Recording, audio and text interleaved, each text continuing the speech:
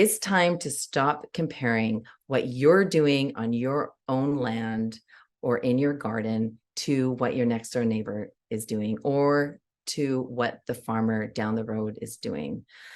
It's time to tune into where you're at and notice what the next best steps are for you and the land that you're stewarding, the land that you're taking care of, and the land that is trusting you to tune into where it's at and what it needs next. Nicole Masters is a soil maven and a soil whisperer. She has been working with the soil for over 2 decades, an independent agroecologist, author, and coach. She's founder of Integrity Soils that delivers coaching and educational programs to producers and organizations spanning over 29 million acres. Her book, titled For the Love of Soil, is one of my favorite books. So if you haven't got it, go pick it up. She helps people not only build healthy, vibrant living soil, but she helps people connect with who they are and really live their best life as a farmer or gardener or as a person who works with the soil. In this conversation with Nicole, we explore some of the peaks and valleys, the highs and lows of what it can be to regenerate soil. She shares one of the most transformational experiences that she's ever had in working with a farmer whose hayland just would burn up with nothing there to growing grasses that were 4 feet tall. This conversation is going to help you notice what your next best steps are in your farming and gardening journey, in your growing journey, and in working with the soil. I'm Natalie Forstbauer, founder and editor-in-chief of Heart and Soil magazine. If you want to connect with more regenerative farming, gardening, and living practices, encompassing organics and biodynamics and Korean natural farming, head on over to heartandsoilmagazine.com where you can sign up for a newsletter for free, or you can get yourself a membership to Heart and Soil to help support our independent journalism and interviews. Enjoy this conversation with Nicole, and you make yourself an amazing day. Thanks for joining us. I just want to begin by saying, Nicole, that it's an honor to be in the room with you, a soil maven, earth and soil whisperer, and a connector of all things, what I would call earth, and all things awakening into what's possible globally for humanity and for the earth, in us moving forward in a regenerative, supportive incubator, so to speak. And I don't mean incubator as in confining, but incubator as in expanding. Yes. Wow. That was so kind. You gave me all these shivers. Yes. Yeah, well, Thank you. Nicole, the work you're doing is just so important, and it's so it's the impact that it's having is very profound on not just the farmers and the growers that you're working with, but on the consumers that get to eat the food that they're growing, Yes. the way that you're connecting people with what they're doing. So Mhm. it's not just what they're doing, but it's how they're doing that. And that's what I Mhm. wanted to do, is just jump into that conversation and learn more about like what lights you up about this work. Gosh, I think it's that piece of the not knowing what it is when you plant a seed.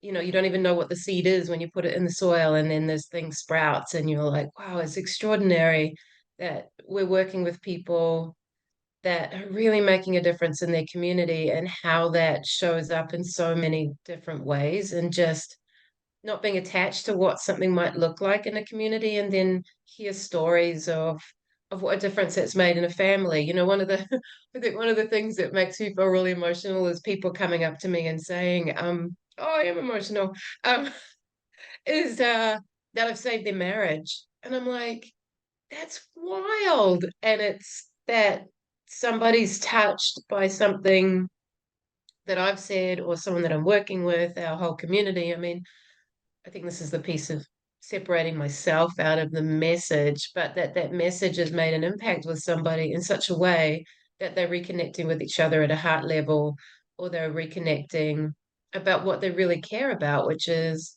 can we pull some of this chemical out of the system?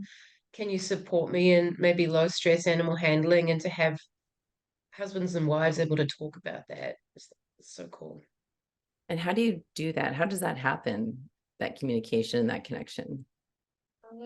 Well, we use many forms to communicate. I think the spoken word and audible books and books. And then through our programs, we have a bunch of different online programs, and then we have our Create program, which is the agroecological coaches school. And we set out looking at how do we develop a school where people can step into this liminal space. So the liminal space is the threshold where you're stepping from one world of knowing into another, and do that in a transformative way. So there's no going back. It's not change. It's not like this is better, this is whatever. It's a transformative experience. And that's what we set out to do. And that's what we've been achieving, which is blowing my mind. It's like you set an intention, we create a space, and something is born that is it's just been incredible. And we've had students from 14 different countries attend Create now, and they're out there in their communities making a difference. The first lot of students, we did a survey looking at what's the impact, who are they working with, are they coaching, consulting, monitoring, working with people on the ground, and they're working with over 1.2 million acres in a 2-year period. I'm like, that's just phenomenal, from not even having their own businesses. So we want to set people up and being able to run their own business and walk with confidence straight into a professional role, which we're doing. That's fabulous. And Yeah. Nicole, what's one of the most transformative stories that you've ever witnessed or experienced with like coming into a piece of land that is completely desiccated and lifeless, Mm, and you're looking at it and the farmer's looking at it going, what am I going to do? And where you have yeah. actually looked at it and you go and gone, oh, like, I don't even know where to start or what to do. Tell me about that and what happened. I have I have some clients that I adore, and actually my horse comes from this property. So there's a chapter in my book on Cottonwood Ranch. And when I arrived in Cottonwood Ranch, they had some beautiful soils, like some of the most luscious soils I've ever seen. They were doing adaptive grazing management, they were controlling their water, and they were just stunning. And then right across the stream, they had hay fields that were growing nothing but a weed called poverty grass, pretty much, which doesn't sound very heartening at all. And if it was addicted to water, so if they turned the water off, nothing would grow. Like it was just this crunchy, dead. This is in Nevada, right? So yes, it's hot, but it would just burn off. And what we found was they've been doing all sorts of things for about 30 years, and they got to the point where literally the whole ranch was hanging on the balance of these fields, because these are their main hay fields, and they were growing nothing. Um, and so we dug some holes, and what we found was those soils were totally water repellent. They were just dust. Even though water was being applied, the water would rush underneath. And so you have this dust and then this water moving through that soil profile, but the plant couldn't reach it. Um, so we have a process where we talk about the 5 M's. What is it that's putting a drag on the system? Is it the management? And that's the first place to look. Or is it my mindset, which is also another first place to look? Or is it a biological issue? Is it a mineral issue? Is it low organic matter? And what we found is it was pretty much all 5. And so it's like, well, where do you even start? And the owners themselves are just, incredible people who really did want to see some changes. And so they started in, I think, 2018, and tried, little things, tried this and that, and then went, actually, you know what, we have to really address this and invest in it. And I went back in 2022 and they were growing just a mixed species mix for hay, and that field was 4.5, 5 feet tall of green, luscious plants.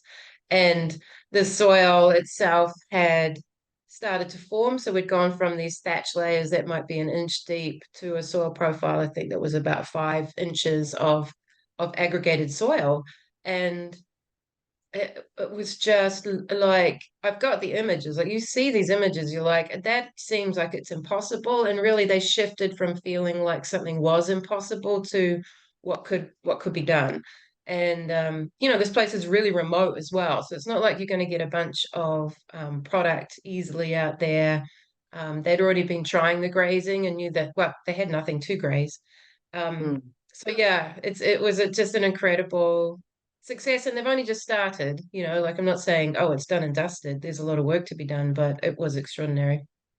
That sounds extraordinary. So it sounds like management and mindset came right away, is because one of the things I love about how you hold space for people, and um, I would assume in your teachings as well as a training coaches, is to be in that place of curiosity and to be in that place of wonder and experimenting, and that is sounds like it's one of the keys in your first conversations with people in Yeah, management and in mindset. Would that be true? yeah, yeah. And I think this is a big part of when we're working with people, is if you work from shame and guilt and fear, there's processes that happen in the body that actually shut down our ability to cognitively process information or try something new. And what I'm passionate about is how do we flip that switch so that people can start taking steps wherever they are on their journey in a way that doesn't involve a bunch of dogma. It doesn't involve the self-righteousness or the, you know, wrong, right, like all these kind of paradigms. Is what I see as the evolution, is that's what we're moving out of, is how do we start conversations and polarizing conversations in a way that creates new opportunities for both of us. And that really is what coaching is just shining a light. And I have to put my judgments and my assumptions to the side because I don't know where these conversations are going to go either. And that's what makes it super fun, but it's also what makes us so effective. That's right. And it gives us permission to try something new and to fail and to get back up and dust off, like you say, right? Yeah, yeah, yeah. We talk about when you're learning some of these processes, it's like learning to walk, and you watch a baby learning to walk. 100% of their time is not walking, and that's okay. And we celebrate when the child falls down. You're like, yeah, good try. And there's somewhere along our journey that we stop doing that. In our, you might be 5 or 6 years old, and suddenly everyone expects you to get stuff right, and we start hiding, and we stop being a full self-expression, and we get very concerned and significant instead of, hey, let's just play. Like, we did a workshop in Australia in April. We had 160 farmers in the field playing. And a couple of them actually later on, with a tear in their eye, said, I haven't played since I was 4. And we had so much fun. We had our hands in dung. We're looking at dung beetles. We're looking at the soil. Um, and to watch a grown man giggle, oh my God, it just kills me. Yeah. Yes, I Yeah. just love it. And I can feel the transformation that happens. And it's not just for the farmer.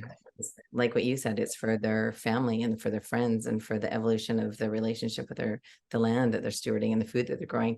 So Yeah. once people connect with noticing it might be management and starting to shift that mindset, what are the next steps that you walk a person through in the next M's that come? Yeah. Well, often it's looking at what is the main drag. So we go through, it's very similar to Maslow's hierarchy of needs. For human beings, your first need is air. For plants and soil, it's the sun.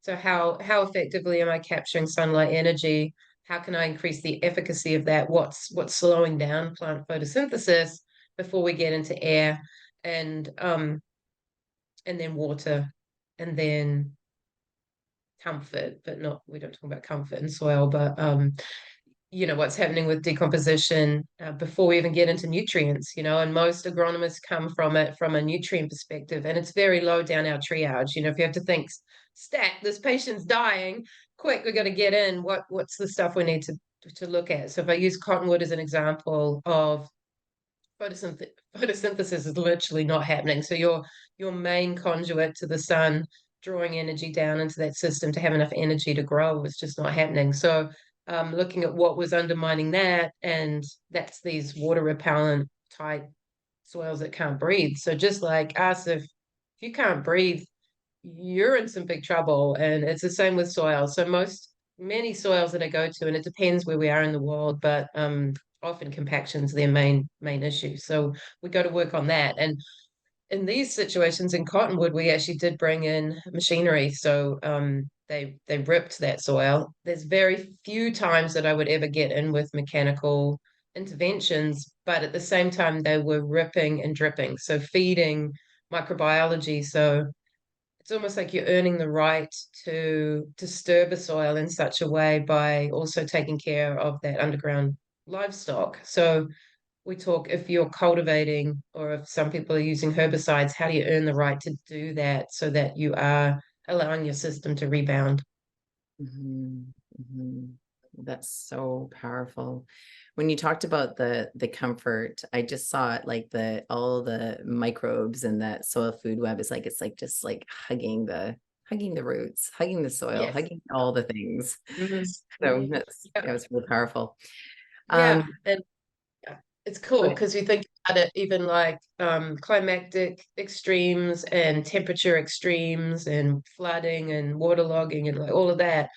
That's the lack of comfort that, as we build soil structure and build a resilient living workforce under the ground, that is where comfort comes in. There is this like less extreme fluctuations, so the plants and the roots are very happy.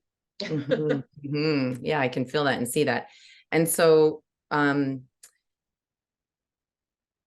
what happens? Let me see, where am I going with this? I'm stuck on the hug. So we got the management and the mindfulness and what were the other three M's? Mindset, management, minerals, microbes, organic matter. It's not really cheating, it's an M. This one really cheating is an M. Yeah.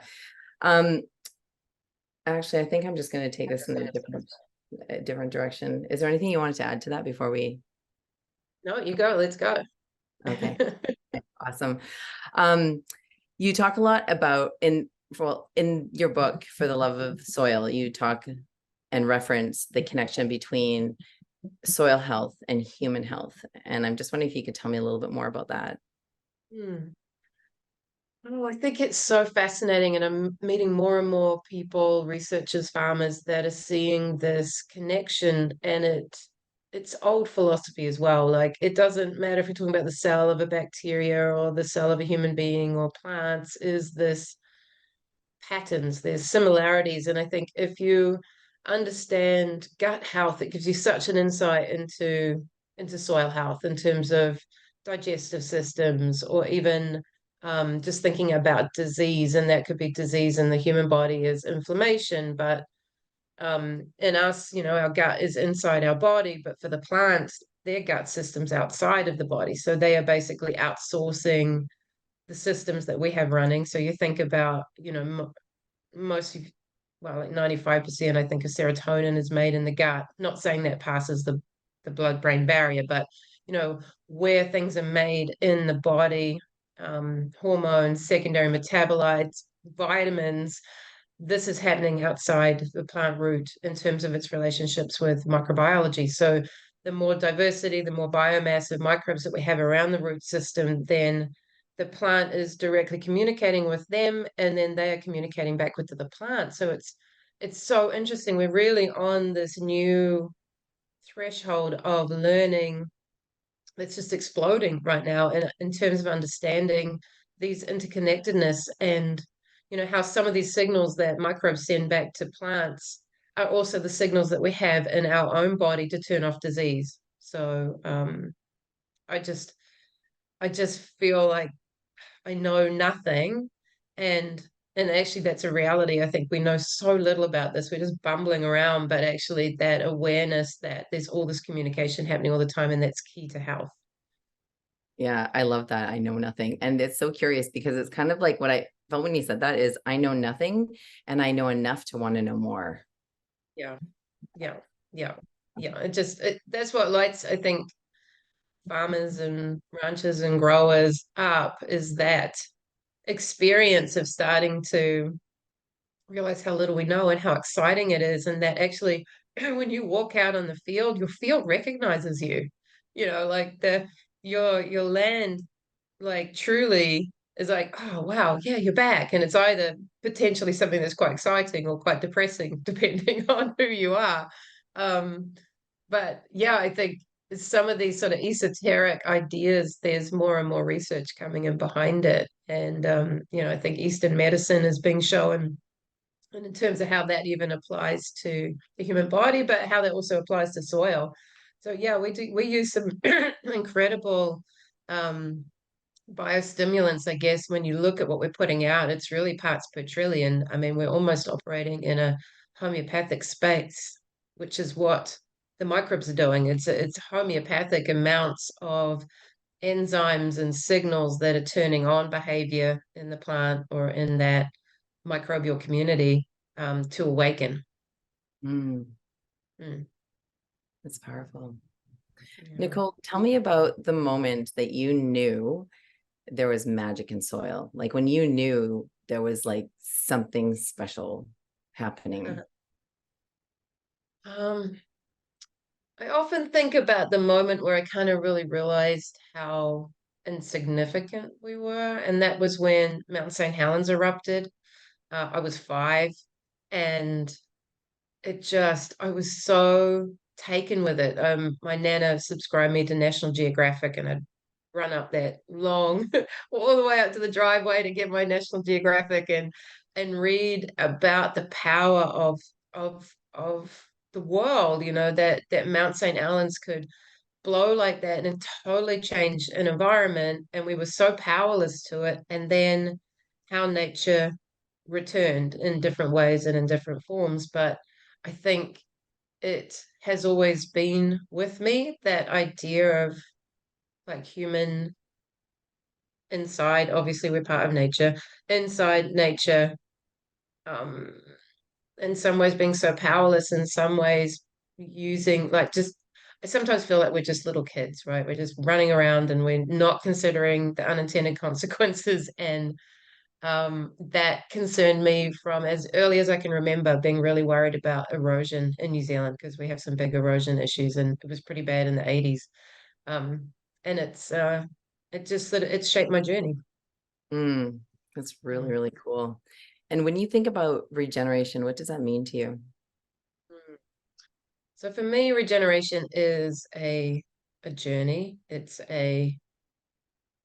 an action word. It's a verb of movement, and sometimes that movement might even be stillness, of finding rest and recovery and bringing more vibrant life back, and whatever that looks like. That could be life in your relationships, that could be life in connecting to that land arising, and also just that life in your microbiome so that you're healthy too.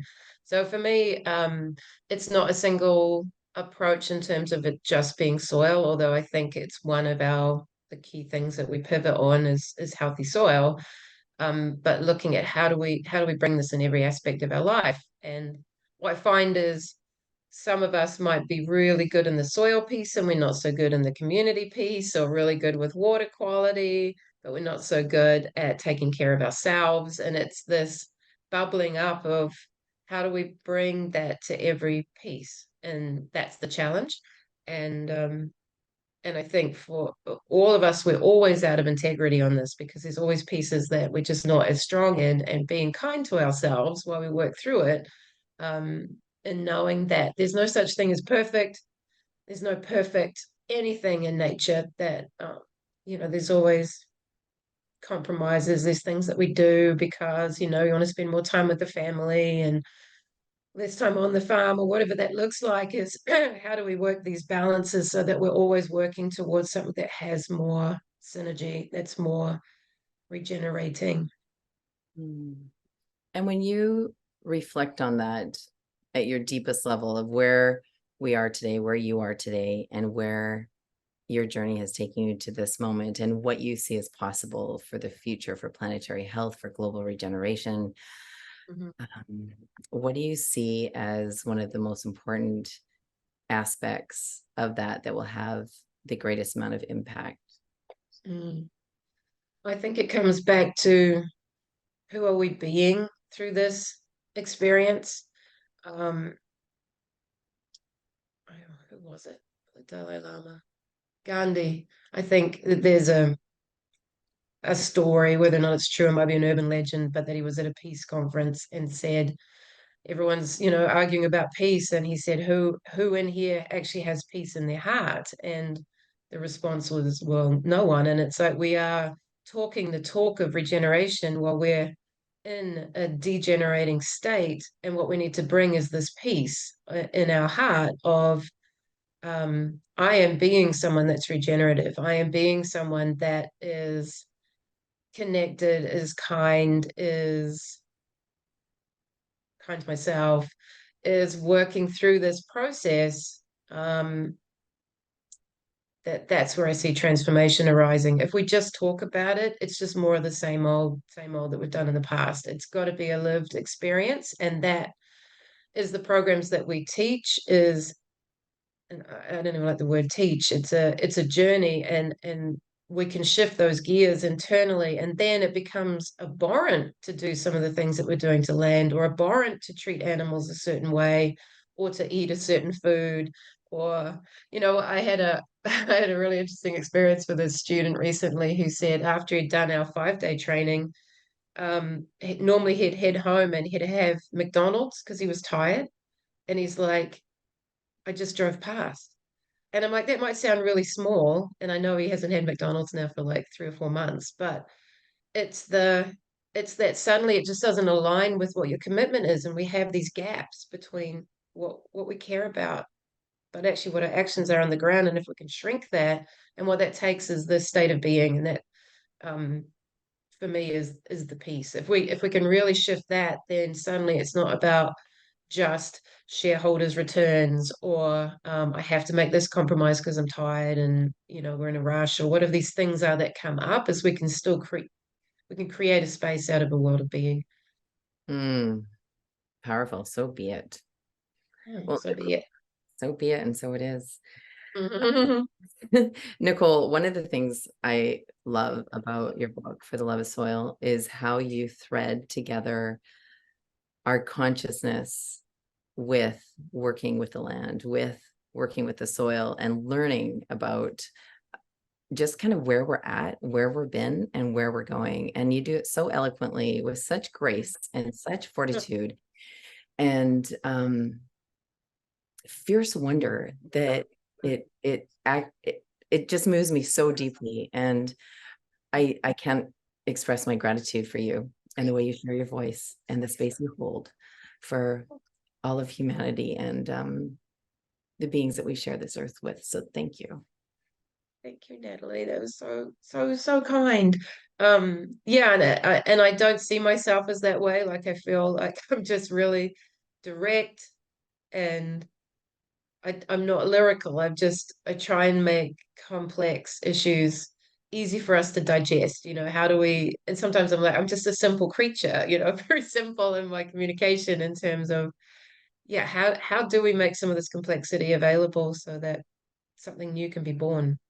Yes, and it gives us, pardon me, it gives us all permission to be ourselves. It gives us permission to just show up, and that's what it's about. And that's how we take our next steps, right? In Yeah. grace, in Yes. compassion, in Yes. you said it beautifully too. What you said, just going easy on ourselves.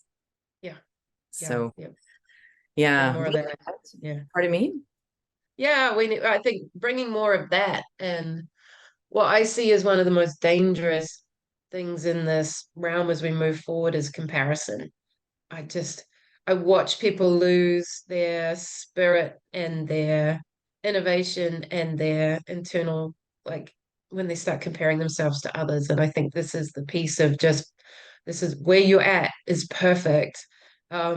Wherever your landscape's at, it's perfect. And you can kind of keep working your way through. And yeah, I meet so many people that do compare themselves to others and then make themselves small and then small, make their voices small. Like if I ever catch myself comparing myself to some of the most, extraordinary people that I get to meet, then I catch it and I go, nope, that's not going to serve me. It doesn't. It just makes me play a little game. And yeah, that's one of the things we talk to our students about, of just catching and building muscle and just noticing what your little monkey mind is is communicating. And so much of that is not to step out of comfort. So much of that is to come back to comfort. And so yeah, if I can impart one piece of advice, it's Yeah. worked well for me. So yeah, stop the comparison. Yeah, I love that. I know, just on a really personal note, I had a major brain injury in 2003, and I felt at the time of the brain injury, I was at the top of my game Mm, in health and in my career and in farming, and the brain injury just knocked me flat on my butt and sent me spinning in all sorts of different directions. And I was just launching my first book called Health in a Hurry, and my dad said to me at the time when I was writing the book, he said, Natalie, if you really want to change people's lives, you'll tell them about the impact soil has. And I'm like, yeah, Dad, that'll be my next book, because I have to connect with them where they're at right now. And this is back in 2003. yeah. And then, God drove me off the side of a mountain, landed with a major brain injury, and which brought me back to working with soil. And the point of the story is interviewing and sitting in the room with you, Nicole. There was a piece of me which was like, I wonder where I would have been. Like, I wonder if I could have been like where Nicole is. And Mm, and and at the same time, holding that space of grace for myself in I am where I am right now in the room with you, getting to amplify the incredible work that you do. And so my mhm. hands might not be in the soil with the farmers every day, but I get Yeah. to connect them with the wisdom whispers of the earth and of the Mhm. soil. So Yeah. that monkey mind is so powerful, and that Yeah. comparison that can knock someone flat, or it can help them see their next step. So thank you for naming that and noticing Right. that. That's right. And I think we all play different roles in this. I think there's nobody that's more important in getting these messages out. I can't do what farmers and ranchers do. Mm, I've never had to be I never consider myself a full farmer because I've never had to rely my income on my land. I've had composting and vermicast, but um, how do we be like, this is the best expression of this, if it's a writer or if it's whatever that is, a composter or a teacher for children. It's like that is exactly what the world needs right now, is all of us to be fully self-expressed in the places that we find ourselves. And what I do might look kind of glamorous and exciting from the outside, but there's so much travel. It's so tiring. Like I'm putting a lot of pressure on my whole, you know, adrenal system. And it's like, how do I find balance in this and still be that expression of myself and not feel like I'm missing out when I need to rest? And I think that's so important for mhm. me. But I think I've never really met a really professional woman who knows how to rest. So I'm like, I want to do that. I want to just like knock it out of the park and be taking care of myself and resting and yeah, just being what I want to see in the land. And we don't Yes. rest the land enough. We don't rest ourselves. Yes. Well, I'm standing with you in that, Nicole, and any way I can support you, let me know. I'm just loving speaking with you, Natalie. So great. You can find Nicole's book, For the Love of Soil, on her website at integritysoils.com. And you can find her on Instagram at integritysoils and master, is that? Is it Yep. masters.nicole? Yep. So give Yep. her a follow. She's got lots of great posts, and go get her book You're going to love it. I love Nicole, and I deeply appreciate that you are part of this conversation about planetary health and global regeneration. And I want you to know that wherever you're at right now on your journey is exactly where you need to be. And I want to invite you to trust your next steps, trust the whispers that you hear, trust the intuition that you have, and trust what you see. Be the observer, be curious, and approach your gardening and farming and healing journey with wonder and curiosity, and see where it takes you. You make yourself an amazing day. Be sure to ding that bell so you know when the next interviews drop, and share this conversation with a friend. Big love.